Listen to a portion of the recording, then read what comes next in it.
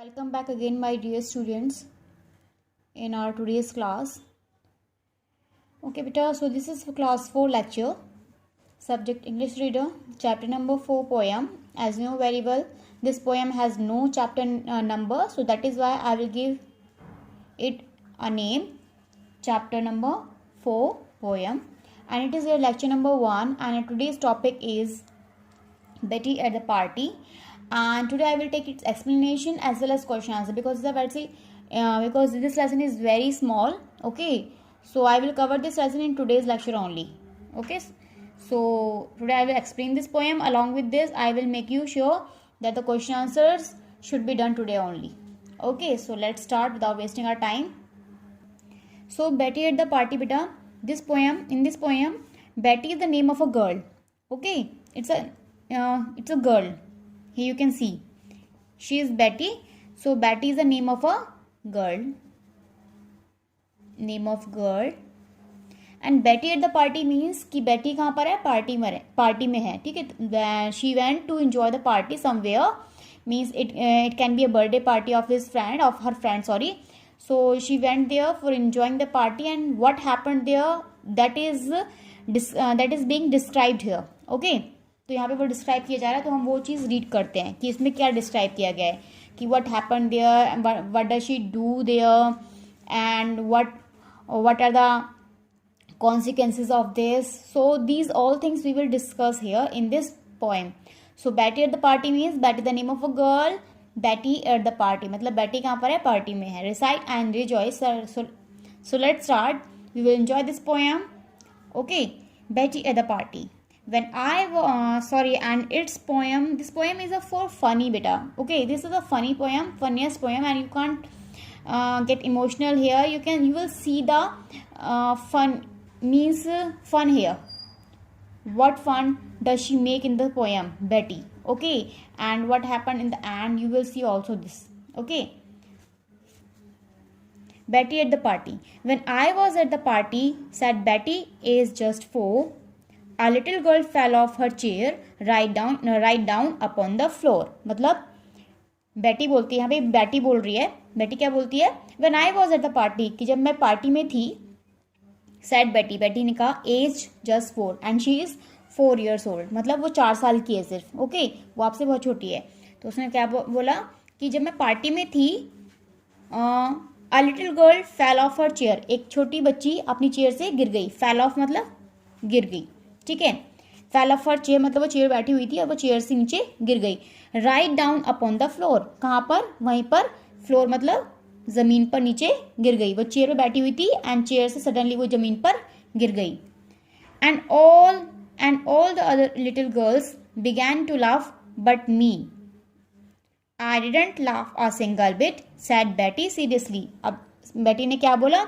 And all the other little girls, वहाँ पे जो मतलब और जो दूसरी लड़कियाँ थी, छोटी छोटी बच्चियाँ थी, बिगेन टू लाफ मतलब वो हंसने लगी, ठीक है. लाफ मतलब हंसना, बिगेन मतलब शुरू हो गई, मतलब उन्होंने लाफिंग करनी स्टार्ट कर दी. मतलब दे स्टार्टेड लाफिंग, वो हंसने लगी क्योंकि वो क्या हो गया, वो लड़की जो थी वो क्योंकि उस पार्टी में एक लड़की और थी. अब वो तो पता नहीं कि वो लड़की कोई और थी या कौन था, वो मैं आपको बाद में बताऊंगी. बट आपको अभी अब आपके अकॉर्डिंग वो लड़की कोई और थी. ओके, तो वो चेयर से गिर गई थी और जब वो चेयर से गिरी ज़मीन पर तो वहाँ पे जो लड़कियाँ थी वो उसको देख के हंसने लगी. But me I didn't laugh a single bit, said Betty seriously. बेटी अपनी मम्मा से बोलती है कि मम्मा वहाँ पे सब की सब लड़कियाँ वो हंसने लगी उसको देखकर, वो जब गिरी थी. लेकिन आई didn't laugh a single bit, लेकिन मैं बिल्कुल भी नहीं हंसी. सेड बेटी सीरियसली, बेटी ने बहुत सीरियसली कहा. बहुत मतलब सीरियसली होता है थोड़ा सा सैड मूड में और बड़े गंभीर होके कहा, ठीक है. वो बिल्कुल नहीं हंस रही थी, ऐसे बोला उसने मम्मा से.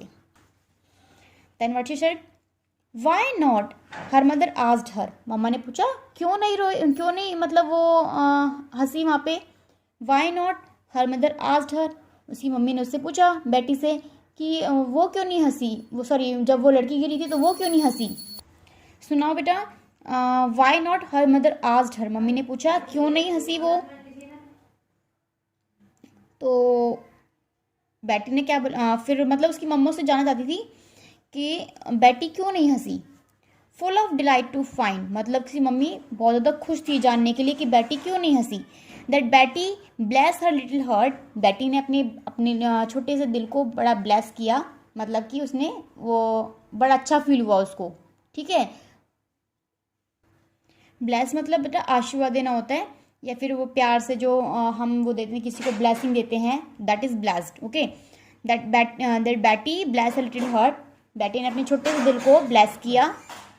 अब उसकी मम्मा कह रही हैं उससे कि मम्मा पहले तो उससे जाने के लिए बहुत ज़्यादा डिलाइटेड है, मतलब बहुत ज़्यादा खुश थी, full of delight to find that Betty bless a little heart, की जो बेटी है उसका जो दिल है उसने उसको ब्लेस्ड किया, मतलब कि वो बहुत ज़्यादा खुश है, उसके दिल वो मतलब कि वो दिल से बड़ी बहुत अच्छी हो चुकी है।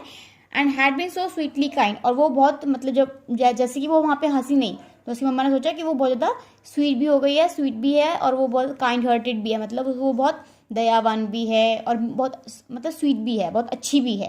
ठीक है, तो मम्मी ने यही उसके थॉट्स आ रहे थे कि मेरी बच्ची तो अब देखो उस पर हंसी नहीं, तो ये जानने के लिए वो बहुत ज़्यादा उत्सुक भी थी, बहुत ज़्यादा डिलाइट थी, वो बहुत खुश थी कि बेटी हंसी नहीं वहाँ पे, और उसका दिल बहुत अच्छा है, और उन्होंने उसके दिल को ब्लेस किया, मतलब ब्लेस करना यहाँ पे उसके उसको ही ब्लेस किया, बेटी को ब्लेस किया, और ये भी कहा कि वो बहुत ज़्यादा स्वीट और काइंड है।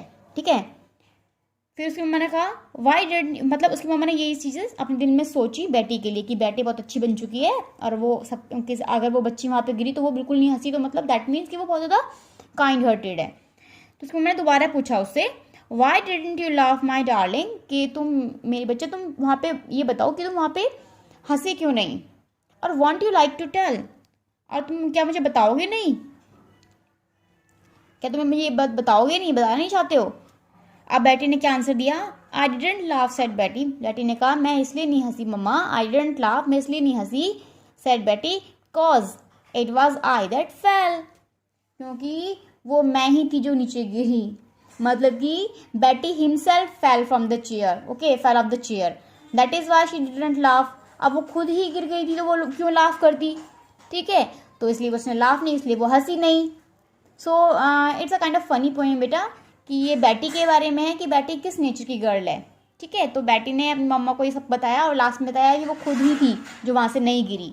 ओके, तो अब मम्मा ने क्या सोचा उसके बारे में क्या सोचा होगा, पहले तो मम्मा ने सोचा कि वो बहुत ज़्यादा स्वीटली है, काइंड हार्टेड है, कि जब एक बच्चा नीचे गिर गया है चेयर से तो वो बिल्कुल हंसी नहीं, उसने मे बी उसको मतलब उसका दिल बहुत अच्छा हो चुका है, उसने उसके दिल को ब्लेस किया उसकी मम्मा ने, मतलब बेटी को ही ब्लेस किया, और ये भी कहा कि वो बहुत स्वीट और काइंड है। फिर उन्होंने रीज़न पूछा कि वो क्यों नहीं हंसी। ठीक है, फिर बेटी ने आंसर दिया कि मैं इसलिए नहीं हंसी क्योंकि because it was I that fell, कि वो मैं ही थी जो चेयर से गिरी। सो इसका कोई ऑथर नहीं है बेटा, किसने लिखी है, nobody knows that. If I get the answer that I will tell you the group, okay, और in the online class also. So now will do book exercise of this lesson. Now come to book exercise page number 41. Show what you know. A.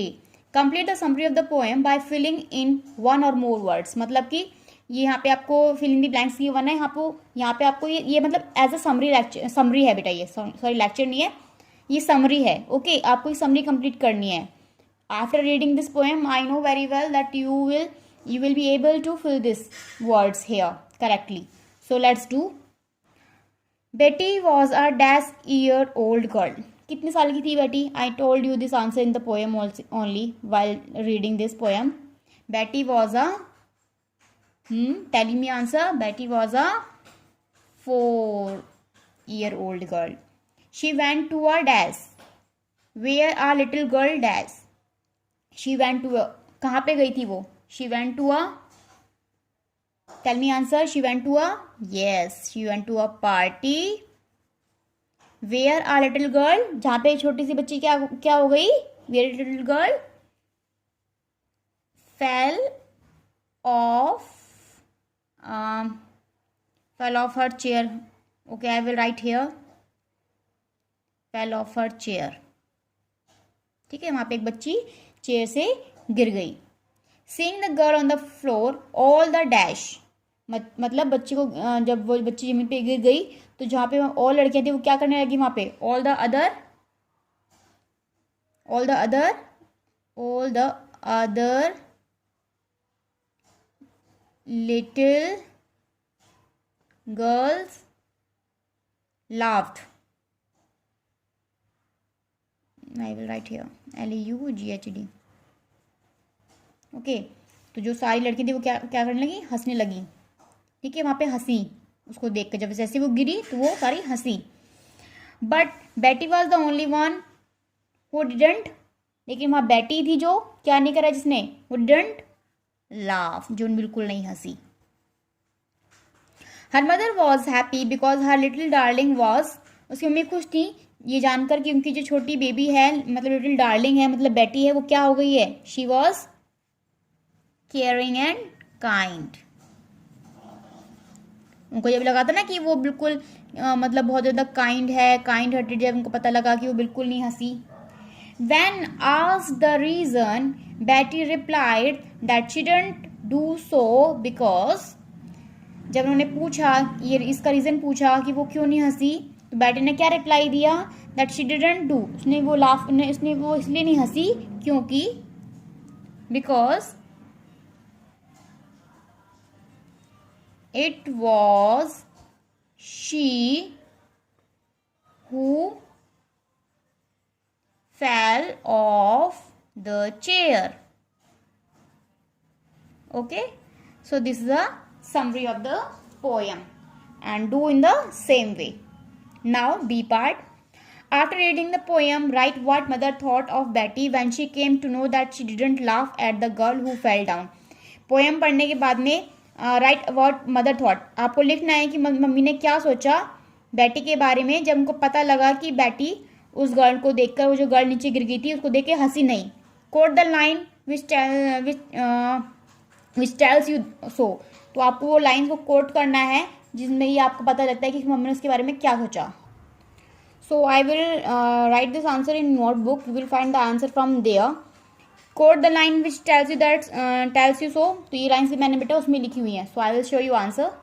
So here you will find the answer.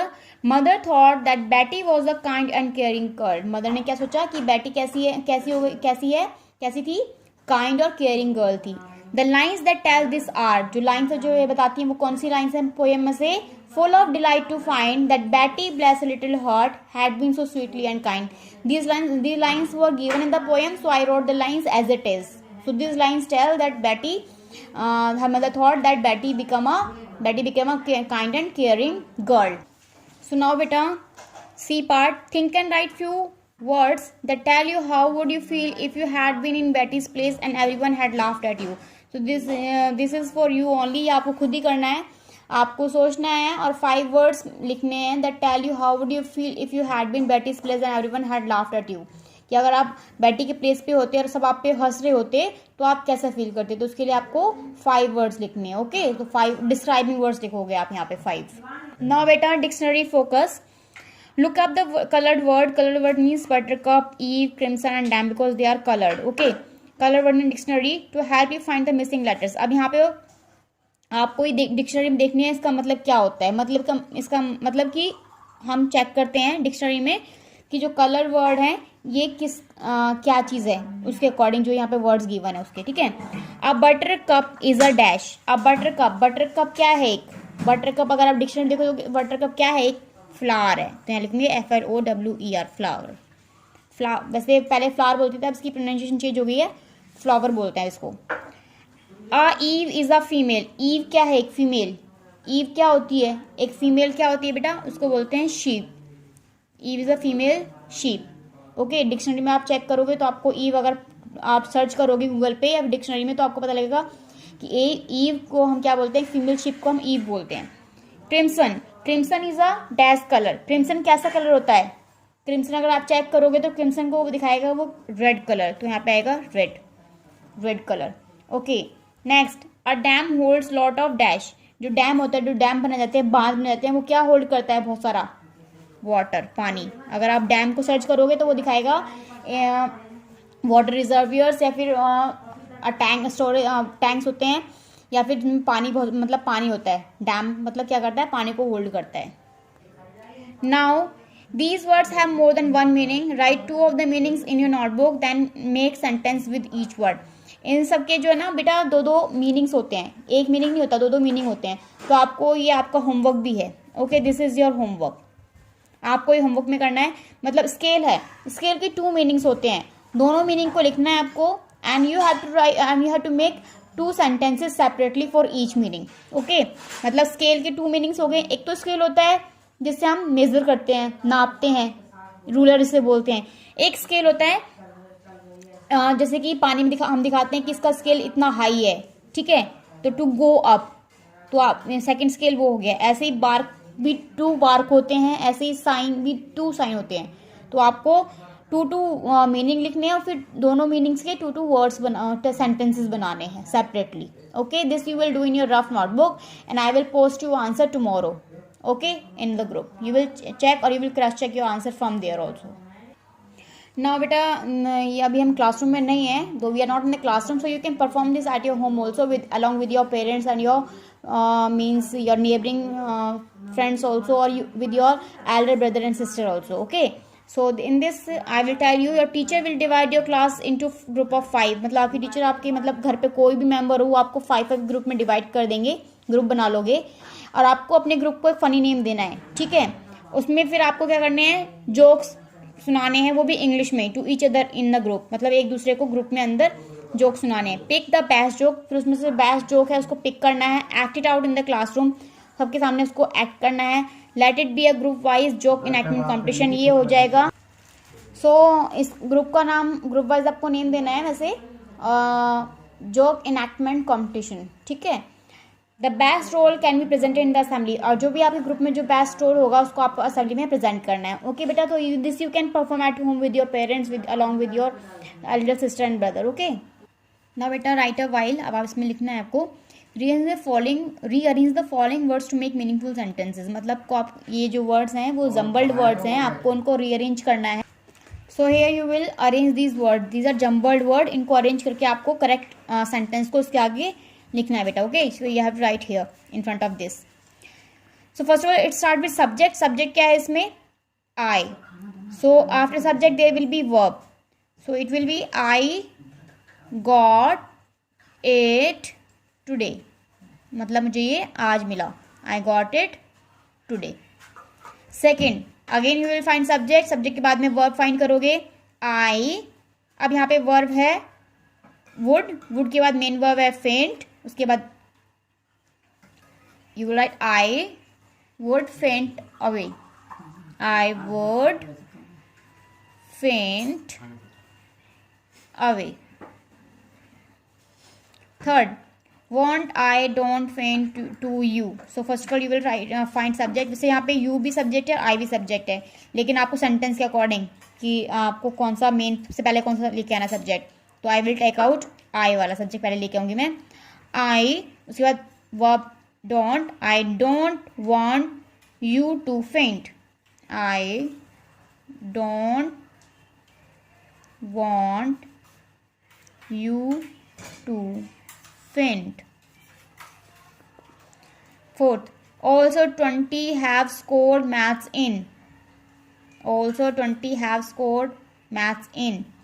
तो इसमें I think missing है कुछ, हाँ बेटा इसमें I missing है, तो यहाँ पे आप आई डाल लोगे। ओके, यहाँ पे आप आई डाल लोगे क्योंकि इसमें एक लेटर मिसिंग है, दैट इज आई भी आएगा। फिर आपका आंसर कैसे स्टार्ट होगा कि सब्जेक्ट गिवन नहीं है, इसमें सब्जेक्ट होना ज़रूरी है। सब्जेक्ट हो गया यहाँ पे आई, तो आई से स्टार्ट करेंगे हम। I have scored, I have scored 20, I have scored 20 in maths also. Okay, so आपको आई अपने आप ऐड करना है इसमें क्योंकि आई गिवन नहीं है। Fifth, marks got you many have how have maths इन, और क्वेश्चन मार्क, मतलब कि क्वेश्चन से, मतलब कि ये आपका इंटरोगेटिव सेंटेंस है, तो क्वेश्चन से स्टार्ट होगा, क्वेश्चन वर्ड से स्टार्ट होगा। तो क्वेश्चन वर्ड यहाँ पे क्या है, हाउ, तो क्या बनेगा इसमें, how many marks you have got in maths। How many marks have you got in maths? Okay, question mark. Now, last. Now complete this conversation between Betty and her father using the rearranged sentences in exercise number 1. Exercise number 1 में जो आपने देखा, इसके base पर बेटा हमें conversation पीछे वाली कंप्लीट करनी है जो हमने ये यहाँ पर देखा है. ठीक है, कि बेटी को कितने मार्क्स मिले, और आई डोंट वांट यू फेंट, या फिर आई हैव स्कोर्ड इतना, मैथ में इतना स्कोर किया, या फिर कितने मार्क्स उन्होंने लिए हैं. तो इस बेस पे हमें पीछे वाली कन्वर्सेशन को कंप्लीट करना है. So let's start the conversation. Father, have you got your report card, Betty? पापा पूछते हैं कि तुम्हारा रिपोर्ट कार्ड मिल गया है बेटी? बेटी क्या बोलती है? Yes Dad. हाँ पापा, I have got my report card. I have got my report card, या फिर I have got it today. my की जगह आप I have got it today भी लिख सकते हो, क्योंकि पीछे के अकॉर्डिंग हम इसको यहाँ पे चेंज कर सकते हैं. तो यहाँ पे लिख सकते हो I have got it today. Okay, जो जरूरी नहीं आप रिपोर्ट कर दोबारा लिखो, I have got it today. Father क्या बोलते हैं उसके बाद में? अब आप पूछते हैं जब रिपोर्ट कार्ड मिल गया तो पापा क्या पूछेंगे कि कितने मार्क्स मिले. तो क्या लिखोगे यहाँ पे?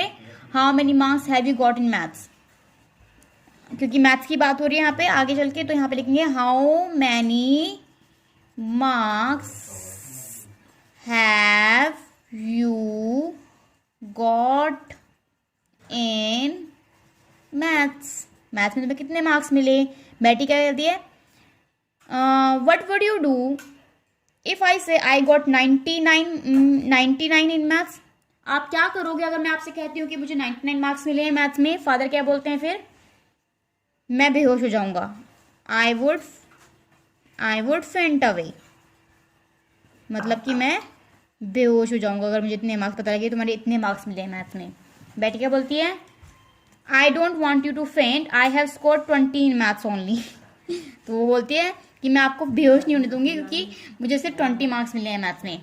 तो क्या लिखोगे? I don't want you to faint, I have scored 20